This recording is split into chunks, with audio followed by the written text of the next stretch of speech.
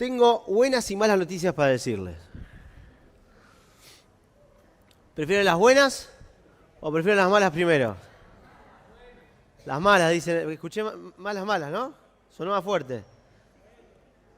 Bueno, vamos con las malas. Lo primero que te quiero decir es que Jesús no nació un 25 de diciembre. Capaz que ya lo sabías, seguramente ya lo sabías. No voy a decir que Papá Noel no existe porque por ahí hay un niño ahí, pero no existe tampoco. Ahora, Jesús no nació un 25 de diciembre. Hemos dado prédicas sobre qué fecha posible y cuáles son los argumentos y los recursos que tenemos para poder afirmar que esto es real. Jesús podría haber nacido en septiembre u octubre, no en diciembre. Jamás pudo haber nacido en diciembre. Esa es una de las malas noticias. Ahora, la segunda mala noticia, no es mala noticia, pero lo que vamos a hacer mañana en Nochebuena y el 25 de diciembre, vos y yo seguramente, creo que todos lo vamos a hacer, lo que se hace tradicionalmente. ¿Qué hacemos? Nos reunimos en familia, comemos lo que haya, algunos privilegiados comerán, no sé, a un costillar, a un cerdito, algo. Ahí está, una verdurita diabólica, diría Leite. Se van a dar regalos, buenos augurios, van a brindar después de las 12 de la noche. Algunos van a tirar fuegos artificiales, petardo, no está permitido, es ilegal. Todo eso que vamos a hacer mañana y pasado, y que venimos haciendo hace muchos años, no tiene absolutamente nada que ver con lo que pasó hace 2000 años atrás, en la primera Navidad. Pero nada, ni cerca. Regalarse cosas, nada de nada tiene que ver lo que hacemos vos y yo tradicionalmente con lo que pasó hace 2000 años atrás. Esas son las únicas dos malas noticias o por ahí antipáticas, ¿no? Quizás los que ya nos conocen y vienen y son parte de la familia saben que somos así. Tratamos de darle un enfoque distinto. Quizás a lo más nuevo dice, qué mala onda este pibe, pero es la realidad, ¿eh? Nosotros vamos con la verdad y esa es la verdad. Ahora, de todos modos, siempre intentamos, de hecho lo hacemos, aprovechar cada fecha para poder predicar al verdadero Jesús. Aprovechamos cualquier cosa, ¿no? Que tengamos, y que la sociedad por ahí también lo haga, tradicionalmente o no, aprovechamos para predicar el Evangelio de salvación. Ahora, dicho esto, quiero responder a la pregunta que nos va a llevar, que la tienen ahí como título, que es, ¿qué aprendemos acerca de Dios en la primera Navidad? Y sobre esto quiero hablarte en estos minutos. Y esta pregunta surge porque los hechos relacionados con la Navidad, la que hoy nos imponen, por así decirlo, villancicos, tarjetas navideñas, representaciones con los niños, todo esto que a veces nosotros nos hemos sumado, se han vuelto tan conocidos que resulta fácil no descubrir el mensaje verdadero que hay detrás de los hechos. Y después de leer una y otra vez los relatos del nacimiento y de todo lo que rodeó a la encarnación de Jesús, me pregunté si Jesús vino a revelarnos a Dios, porque Jesús vino a eso o no. Jesús más de una vez dice, el que me ha visto a mí, ¿ha visto a quién? Al Padre. Yo soy el camino que te va a llevar a quién? Al Padre. Entonces, si Jesús verdaderamente vino a revelarnos, a mostrarnos a Dios, ¿qué aprendo acerca de Dios en esa primera Navidad? Es la pregunta que va a sostener todo este mensaje. Y las asociaciones de palabras que se me venían cuando armaba este mensaje,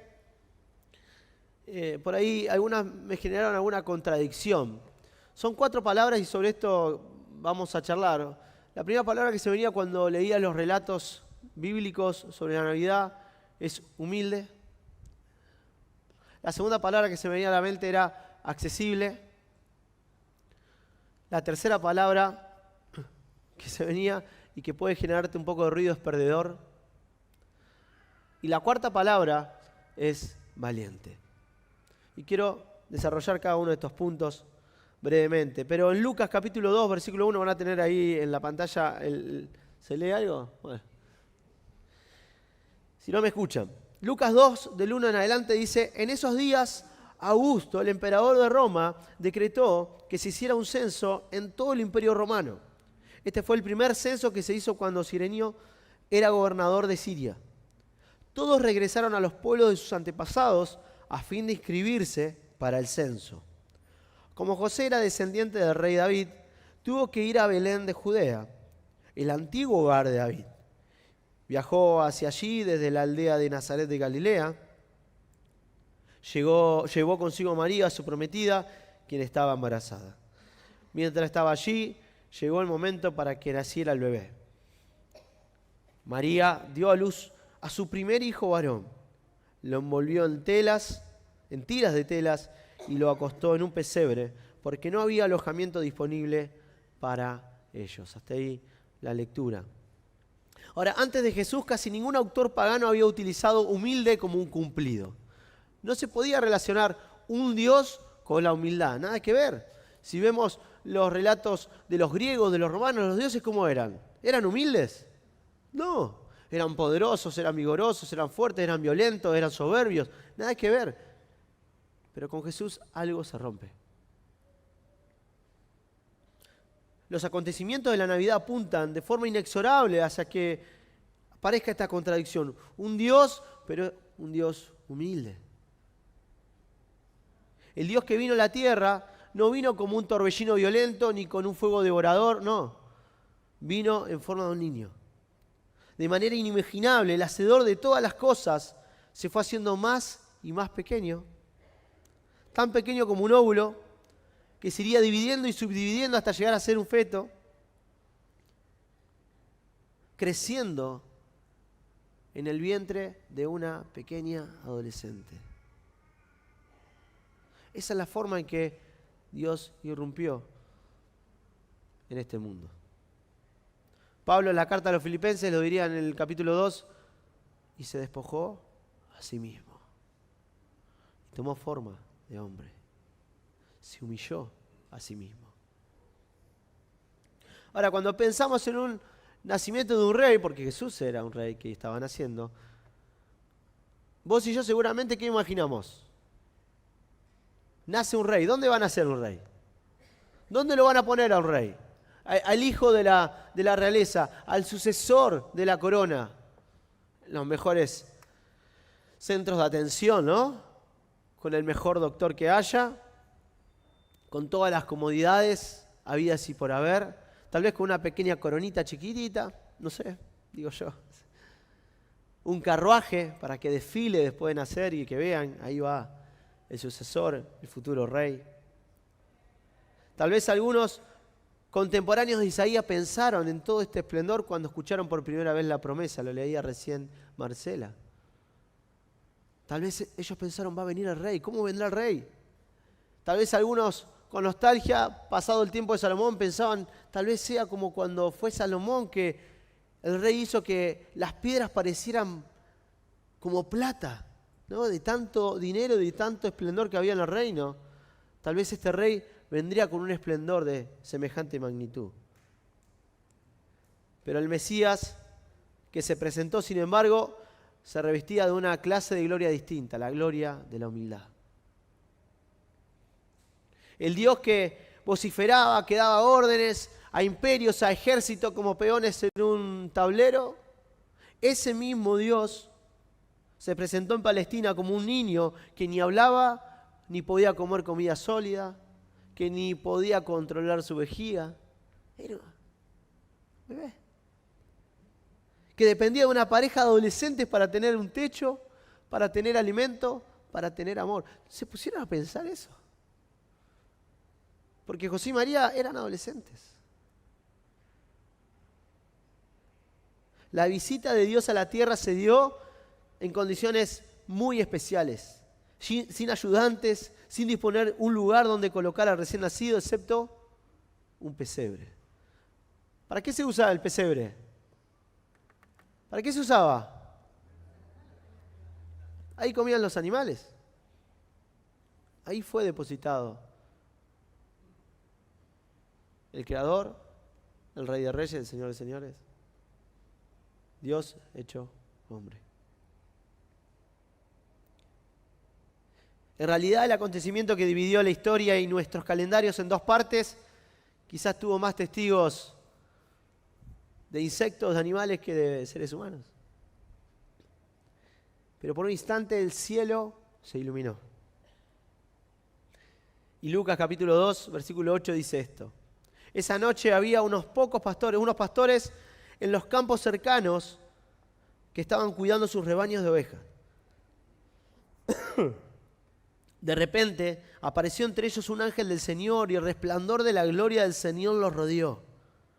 Los pastores estaban aterrados, pero el ángel los tranquilizó. No tengan miedo, dijo. Les traigo buenas noticias que darán gran alegría a toda la gente. El Salvador, sí, el Mesías, el Señor, ha nacido hoy en Belén, la ciudad de David. Y lo reconocerán por la siguiente señal. Encontrarán a un niño envuelto en tiras de tela, acostado en un pesebre. ¿Era difícil de distinguir este niño? Un niño en un pesebre es una cosa medio extraña, ¿no? Ahora, ¿quiénes fueron testigos del nacimiento de Jesús? Asalariados, analfabetos, pastores, don nadie, que ni siquiera nadie sabe sus nombres. Gracias. Di varias señales y vos las supiste interpretar. Gracias, Alton. Vengo una semana terrible. Gracias al Señor, estoy un poco mejor. Ahora, ¿quiénes fueron los testigos? Nace un rey, ¿a quién invitás? ¿A quién invitan los reyes? A la gente importante. ¿Quiénes eran los pastores para aquella sociedad? ¿Lo último de lo último? No, más abajo, más atrás. Los pastores no eran considerados. Eran de las peores oficios que tenían en aquella oportunidad, en aquella sociedad. Los pastores tenían esa reputación. Los judíos correctos, los fariseos, los religiosos de la época, los mencionaban junto a los impíos e incluso tenían un sector especial, los pastores, en el templo. ¿Cuál era? En el fondo de todo. Y no estoy exagerando, es así. Era así. Vimos en la historia del rey David, ¿recuerdan? Ni siquiera el padre lo consideraba. ¿Y qué estaba haciendo David? Cuidando ovejas, era un pastor. Denigrado, rechazado. Y en forma muy apropiada, Dios los escogió a ellos para que ayudaran a celebrar el nacimiento del que sería conocido como el amigo de los pecadores. ¡Qué hermoso es nuestro Dios! Es un Dios humilde que se acerca a los humildes y le ha dado el privilegio a pastores, gente insignificante que nadie hubiera pensado en ellos, para conocer al Salvador, al Señor de señores. ¿Qué aprendemos de Dios en esta primera Navidad? Que Dios es un Dios humilde, sencillo, simple. Lo segundo, tenemos un Dios accesible. Los que fuimos educados y enseñados en la escuela dominical y demás, quizás no valoremos el cambio que introdujo Jesús en cuanto a la forma que los humanos tienen para acercarse a Dios. Los hindúes ofrecen sacrificios en el templo, los musulmanes oran de tal manera que la frente les toca el piso. En la mayor parte de las tradiciones religiosas, la emoción que predomina, ¿cuál es? El temor. La gente se acerca a los dioses por temor. Y sin duda los judíos relacionaban el temor con el culto también. La zarza ardiente de Moisés, las brasas ardientes de Isaías, las visiones extraterrestres de Ezequiel. Si alguien nunca lo leyó, lean Ezequiel y las visiones son muy extrañas. La persona que era bendecida al tener un contacto con Dios, o salía medio rengo con Jacob, o salía resplandeciente, algo pasaba, y era algo temeroso. Inclusive los niños judíos eran enseñados sobre lo que era el monte sagrado en el desierto, y cómo el que se acercaba podía morir, etcétera, ¿no? Ahora, entre quienes habían creado un lugar santísimo aislado para Dios en el templo, algunos ni siquiera se atrevían a mencionar el nombre o a deletrearlo.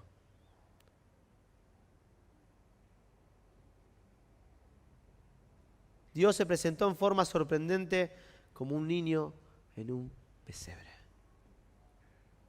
¿Qué puede ser menos atemorizante que un recién nacido tapado en telas y puesto en un pesebre? En Jesús Dios encontró una forma de relacionarse con los humanos que no conllevaba miedo ni temor. Y en realidad el temor no funciona, el temor nunca funcionó. En el Antiguo Testamento vemos más violaciones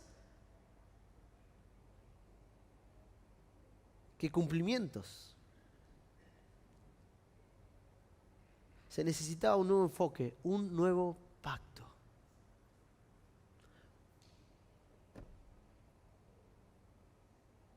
Un nuevo pacto que no hiciera énfasis en los enormes abismos que hay entre Dios y el ser humano, sino que pudiera acercar esa brecha.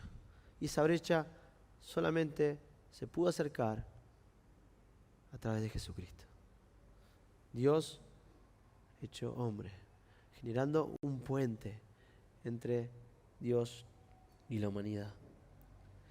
Leía hace unos días un escritor que decía: comprendí mucho mejor la encarnación cuando me puse a observar y a pensar en un ejemplo casero. Él tenía una pecera de agua salada y él contaba que tenía que llevar un laboratorio químico portátil para medir los niveles de nitrato, de amoníaco.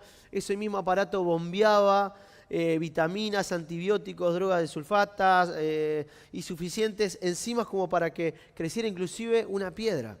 Era todo un sistema diseñado para que pudieran tener vida y estuvieran bien los peces. Ahora, el tipo le filtraba el agua en fibra de vidrio y carbón vegetal, le exponía a la luz ultravioleta, tenía un cuidado tremendo con esos peces.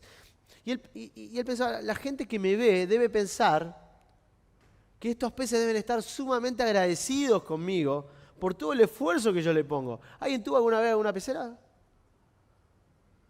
A unos cuantos, ¿no? ¿Se sienten identificados con este hombre? Sí, ¿no?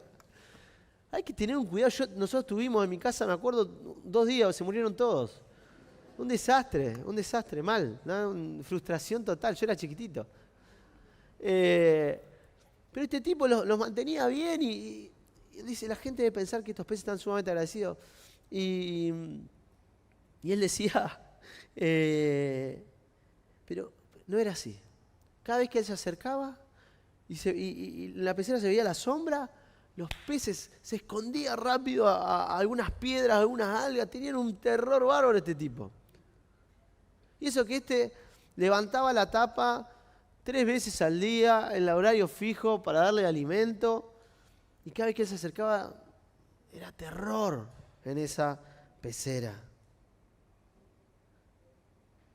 Lo único que mostraban de emoción era miedo, terror. No podía convencerlo de ninguna forma este hombre. Para sus peces, él decía, ¿no? Yo era como una deidad, de esas deidades que generan temor. Los veían como crueldad. A los actos de misericordia y a los intentos de protegerlos los veían como destrucción. Él les quería alimento y huían de ahí. Entonces este hombre contaba que comenzó a comprender que para que sus percepciones cambiaran, la de los peces, iba a necesitar una especie de encarnación. Volverse como pez para poder hablar el mismo idioma, para poder comprenderlos, para poder identificarse. Un ser humano que se convierte en un pez no se puede para nada comparar con Dios haciéndose hombre. Y sin embargo, para los evangelios, esto es lo que sucedió en Belén. Dios tomando forma de hombre para tener empatía, para que el ser humano pudiera conocerlo de una manera especial. El Dios que creó la materia tomó forma dentro de ella. Dios escribió un relato utilizando solo personajes reales en las páginas de la historia real. Juan lo dijo de esta manera: el Verbo se hizo carne. y habitó entre nosotros, y vimos su gloria, gloria como la unigénito del Padre, lleno de gracia y de verdad. La tercera palabra es perdedor. Esta palabra me conmueve. Cuando pienso en esta palabra me genera contradicción, ¿no? Dios perdedor es como que no nos hace ruido, y creo que a vos también te debe hacer un poco de ruido. Pero van a saber que se van a identificar con esto. Es una palabra fuerte que suele aplicarse a perdedores previsibles y víctimas de injusticia. Pero al leer los relatos del nacimiento de Jesús, no puedo sacar la conclusión de que aunque el mundo se inclina por los poderosos, por los ricos, Dios se inclina hacia los perdedores. María, en Lucas capítulo 1, 52 y 53, un fragmentito nomás de su cántico, dice: a príncipes derrocó de sus tronos y exaltó a los humildes. Al hambriento llenó de cosas buenas y a los ricos despidió con las manos vacías. Quizás para comprender un poco mejor el contexto en el cual nació Jesús, lo tenga que poner en palabras un poco más modernas, ayornarlos un poco. Pero anoche lo hablábamos con los adolescentes. María era una madre soltera, no estaba casada todavía con José.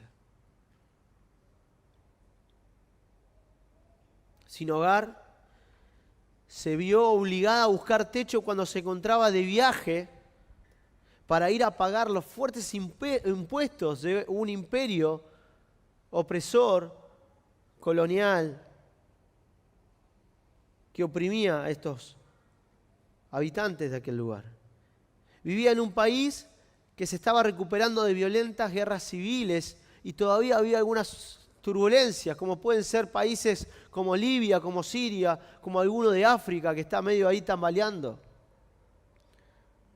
Como la mitad de las madres que dan a luz en la actualidad tuvo el hijo en el límite occidental de Asia, la parte del mundo que resultaría menos, por lejos, menos receptiva con ese hijo. Jesús vivió como refugiado en África, continente donde hoy existe la mayor cantidad de personas que están en esa condición o que quieren huir. En esas circunstancias, Jesús apareció, el Hijo de Dios. Mateo 2:13 dice: después de que los sabios se fueron, un ángel del Señor se le apareció a José en un sueño. Levántate, huye a Egipto con el niño y su madre, dijo el ángel. Quédate allí hasta que yo te diga que regreses. ¿Por qué? Porque Herodes buscará al niño para matarlo. Esa noche, esa misma noche, con lo que tenían, José salió para Egipto con el niño y con María, su madre, y se quedaron allí hasta la muerte de Herodes. Así se cumplió lo que el Señor había dicho por medio del profeta: de Egipto llamé a mi hijo. Me pregunto, ¿qué pensó María acerca de ese cántico? Durante los años duros, difíciles, tal vez espantosos en Egipto. Para un judío, Egipto evocaba recuerdos vividos, grandes recuerdos vividos de un Dios poderoso que había derrotado el ejército de Faraón y liberado a su pueblo. Ahora María huyó a ese lugar desesperada, extranjera, en un país extranjero para ocultarse de su propio gobierno.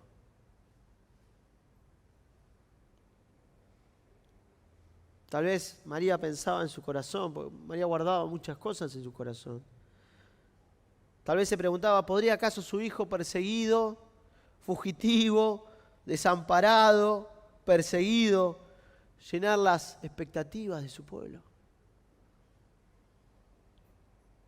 Incluso la lengua materna de la familia de Jesús recordaba su condición de perdedores. Jesús hablaba arameo, lengua comercial muy parecida al árabe. Doloroso recordatorio de la sujeción de los judíos a los imperios extranjeros. Y seguimos sumando a la lista.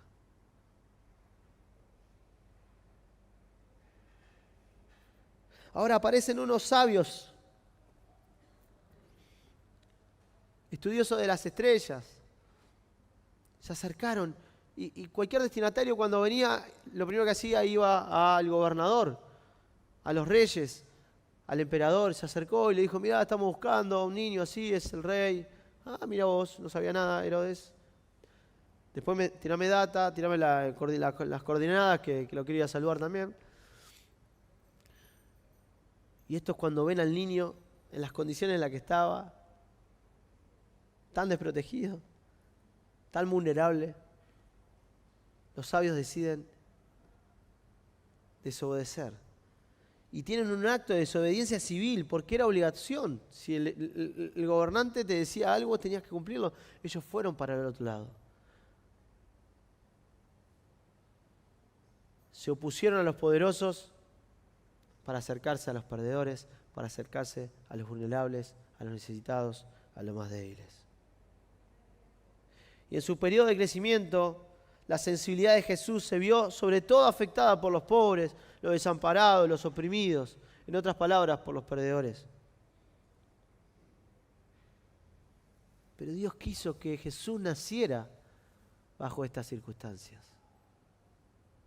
¿Qué aprendemos de la primera Navidad respecto a Dios?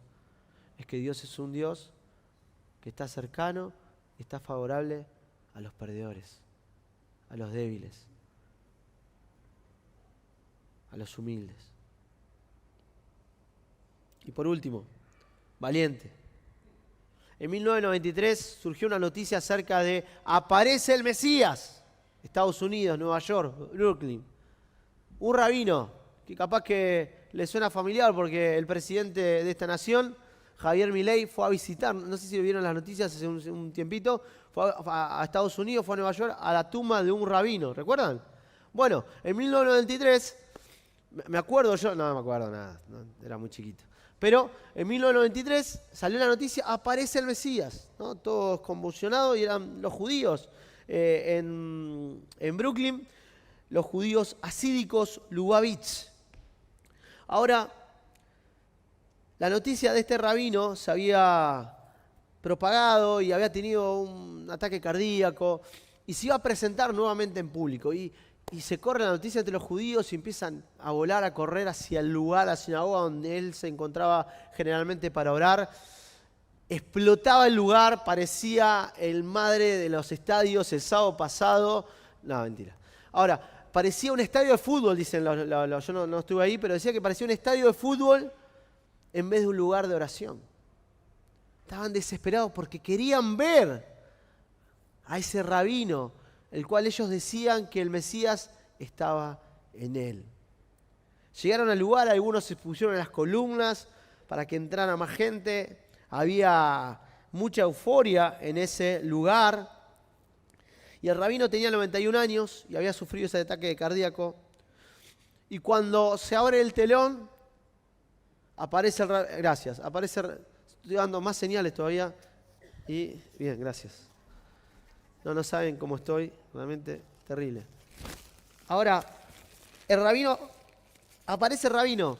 El rabino era un viejito, un abuelito, de 91 años, sin desmerecer, ¿no? Pero uno dice el Mesías, claro, bebé en pesebre, y era el viejito que no se podía ni mover. Había perdido el habla, o sea que no iba a hablar tampoco, la gente lo iba a ver nomás. Y la gente gritando estas palabras: ¡viva nuestro dueño, nuestro maestro, nuestro rabino, rey, Mesías, para siempre! Gitaban así, cantaban. Y el rabino, estoy buscando el nombre porque no me animo ni a decirlo porque seguramente lo diré mal.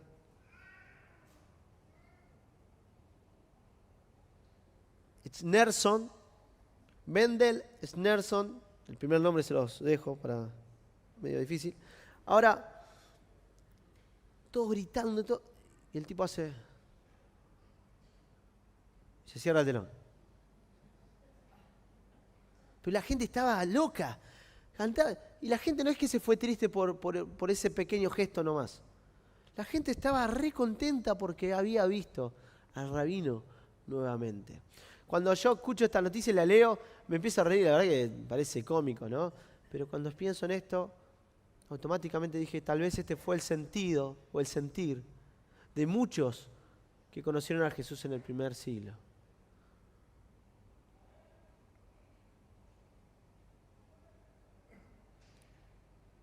Un Mesías de Galilea.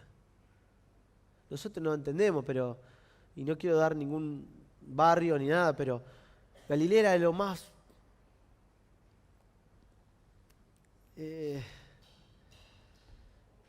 no quiero, pero lo más bajo, era la región más fea que tenía Israel. ¿Vieron The Chosen? ¿Alguien vio la serie? Bueno, ¿viste cuando iban a las partes bajas, donde estaba María Magdalena? Bueno, era eso, era el lugar más feo. El hijo de un carpintero, el Mesías. ¿En serio? La burla y la risa que quizás yo experimenté por esos fanáticos locos de ese rabino, tal vez era una pista en cuanto a las respuestas con las que Jesús se enfrentó a lo largo de su vida. Sus mismos vecinos se preguntaban, carpintero, hijo de María, hermano de Simón, si son un desastre estos pibes. ¿De dónde tiene esta sabiduría, estos milagros? Otros compatriotas tal vez se burlaban y decían, que lo está escrito, de Nazaret puede salir algo bueno, realmente.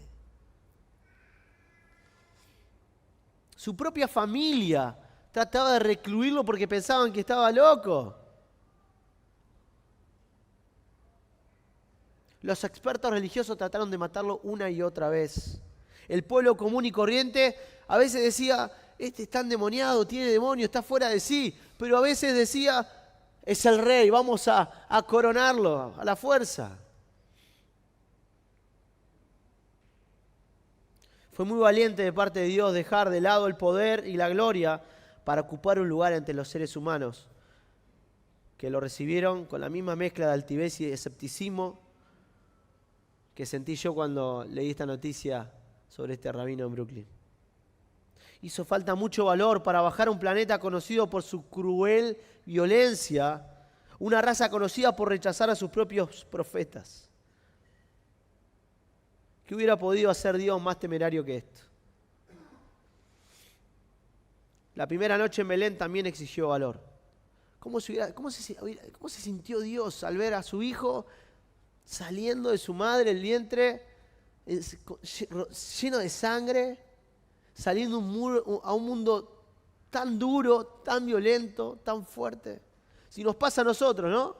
Yo pienso en mis hijos y digo, ¿dónde lo estamos metiendo, Señor? Dios estaba ahí exponiendo a su hijo, llevándolo a un mundo donde sabía que lo iban a rechazar. Sabía que lo iban a menospreciar.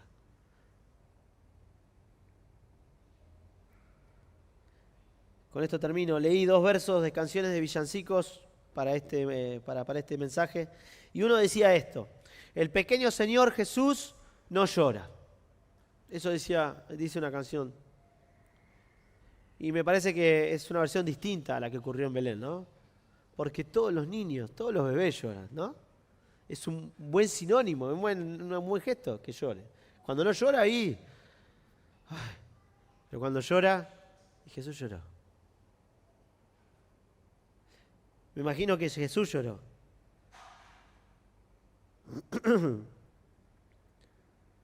Esa noche que entró a este mundo. Un mundo que iba a darle ya adulto muchos motivos para llorar.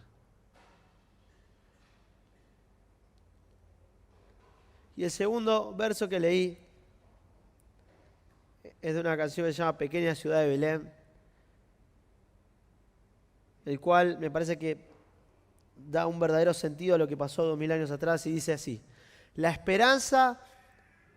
esperanzas y temores de todo el mundo descansan en ti esta noche.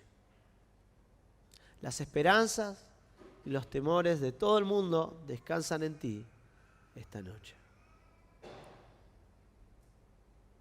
La necesidad de tal valor comenzó con la primera noche de Jesús en la tierra y no terminó sino con su última noche. Jesús vino a revelarnos a Dios. ¿Qué aprendemos acerca de Dios en esa primera Navidad? Que Dios quiso expresar en el nacimiento de Jesús que Él es un Dios humilde, accesible, que tiene sensibilidad por los débiles, por los pobres, por los oprimidos, por los perdedores de este mundo, y que tuvo la valentía de entregar a su propio Hijo Jesús, no solamente para venir a este mundo y vivir la vida que ninguno de nosotros podíamos vivir, sino también vino a morir la muerte que ninguno de nosotros podíamos morir, cargando con cada uno de nuestros pecados, con cada una de nuestras transgresiones, con cada uno de nuestros errores, para que vos y yo pudiéramos tener la posibilidad de volver a Dios, de tener una relación profunda con Él, de poder meternos en sus planes, en sus propósitos, en sus aventuras que tiene para nosotros. Ese es nuestro Dios. Y ese es el Dios que nosotros queremos dar a conocer. Un Dios sencillo, humilde, que se acerque, que se ha acercado a la humanidad, que ha dejado su trono y ha tomado forma de hombre, y que siente y sintió todo lo que vos pasaste.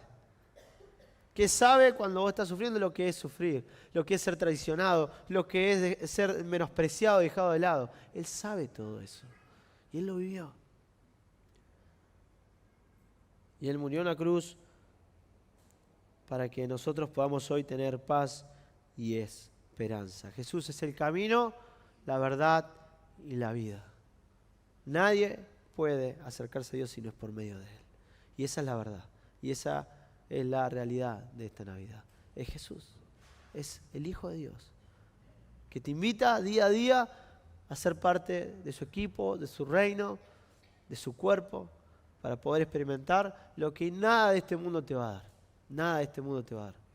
Ni el dinero, ni las comodidades, nada de este mundo te va a dar lo que hay en Cristo Jesús. Es paz, amor, esperanza. Perdón de pecados y una nueva oportunidad siempre. Amén. Ponemos de pie, oramos.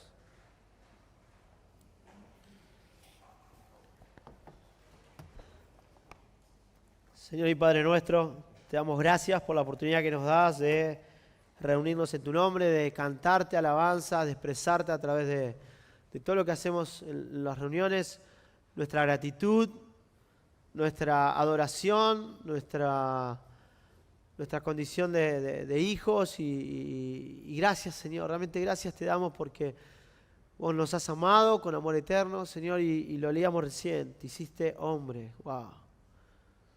Señor, nadie hubiera imaginado la forma en la cual vos te ibas a acercar a nosotros para darnos libertad, para traer salvación a la humanidad. Señor, rompiste todos los esquemas. Señor, derribaste toda sabiduría del hombre. Los pusiste en vergüenza. Señor, nadie hubiera imaginado, Señor, las circunstancias en las cuales vos ibas a poner a tu hijo. Una madre soltera,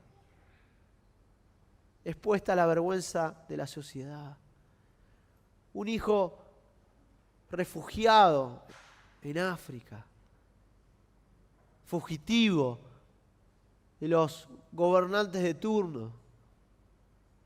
¿Quién hubiera imaginado, Señor, tales circunstancias? Pero vos lo hiciste de esa manera. Te ha placido hacerlo de esa manera. Y queremos en esta noche aprender el porqué, Señor. ¿Qué nos quisiste enseñar con todas estas señales?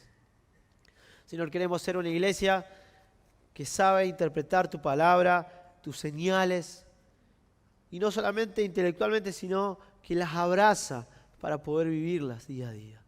Señor, te amamos con todo el corazón y te damos gracias por haber enviado a Jesús a esta tierra, porque sin Él no hubiéramos tenido esperanza. Sin Él, Señor, estaríamos perdidos en nuestros delitos y pecados, muertos, Señor.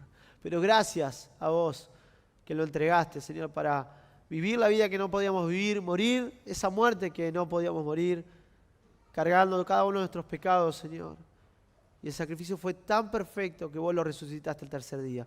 Señor, te damos gracias porque tenemos un Salvador vivo que va a venir a buscar a la iglesia, en la cual te dice, ven, Señor Jesús, ven pronto a buscarnos. Señor, pero mientras tanto queremos estar, Señor, firmes, Señor, predicando el Evangelio, anunciando las buenas nuevas de salvación, siendo expresiones de la imagen tuya en la tierra, Señor, llevando tu propósito y tu misión adelante. Señor, gracias por este tiempo y bendecí a cada una de las familias, Señor, y que podamos realmente aprovechar esta oportunidad para poder hablarles a nuestros familiares, a nuestros amigos, a nuestros más queridos, de lo que Jesús hizo y lo que Dios hizo a través de Jesús. Te lo pedimos en el nombre poderoso de Jesús, nombre sobre todo nombre. Amén y amén.